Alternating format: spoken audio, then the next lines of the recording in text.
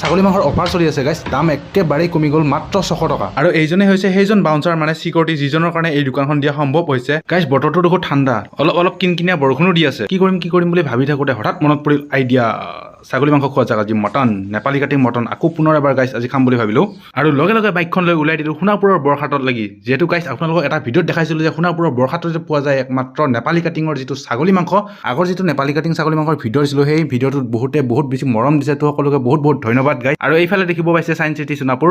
আৰু ফাইনেলি আমি সেই বিখ্যাত দোকানখনত লাগি আহি পালোঁ গাইছ, যিখন গোটেই সোণাপুৰত অনলি এখনেই দোকান যিখনত নেপালী কাটিং ছাগলী মাংস পোৱা যায়। আৰু মোৰ আগৰ ভিডিঅ'টো চাই বহুতে এই দোকানখনত লাগি আহিছে, তো বহুত বেছি ভাল লাগিছে গম পাই বাৰু। আৰু এইজনে হৈছে সেইজন বাউন্সাৰ মানে চিকিউৰিটি যিজনৰ কাৰণে এই দোকানখন দিয়া সম্ভৱ হৈছে। এইজন চিকিউৰিটি বা বাউন্সাৰ বা আপোনালোকে যি কয় বডিগাৰ্ড যি কয় আপোনালোকে, ই নহ'লে এই দোকানখন দিয়া বহুতো বাধা পৰিস্থিতিৰ সন্মুখীন হ'ব লাগিল হয়। ই থকাৰ কাৰণে মানে পুৰা ছেফলি দিব পাৰিছে। আৰু যদি আপোনালোকে থাম্বনেইলটো চাই ভিডিঅ'টো ক্লিক কৰিছে গাইছ, বহুত চৰি, আচলতে মাংসৰ দাম 600 টকা নহয় গাইছ, মোক লাগে 600 টকাৰ, মানে 3 পোৱা নিম মই, 3 পোৱাত 600 টকা হয়, মানে কিলো 800 টকা। তো মই 600 টকাৰ ল'ম কাৰণে থাম্বনেইলটো তেনেকৈ লিখি দিলোঁ। তো আপোনালোকে যদি থাম্বনেইলটো চাই ভিডিঅ'টো ক্লিক কৰিছে, চৰি গাইছ বহুত আচলতে মোক মানে 600 টকা লাগে 3 পোৱা। তেনেকৈ আপোনালোকক দেখাই দিওঁ, যিহেতু আগৰ ভিডিঅ'টো বহুত বেছি মৰম দিছে, তাৰ কাৰণে আজি আকৌ পুনৰ এবাৰ বনাব চেষ্টা কৰিলোঁ। ধুনীয়া একদম বহুত ডাঙৰ আছিল, বোলে 9-10 কিলো মানৰ আছিল ছাগলীটো, কিন্তু মোৰ ভাগত মানে ইমান বেছি মানে গোটেইটো ছাগলী দেখা নাপালোঁ। তো মানে যিখিনি মেইন মাল একদম লেকৰ ভাল মালখিনি পাইছোঁ গাইছ। মই 3 পোৱা ধুনীয়াকৈ ৱেইট কৰি লৈছোঁ, ধুনীয়াকৈ কাটি দিব দিছোঁ। নেপালী কাটিং ছাগলী মাংস খোৱাৰ এটা মজাই বেলেগ গাইছ। আপোনালোকেতো খাই যে যিটো আমাৰ লোকেল কাটিং বুলি কয়, মানে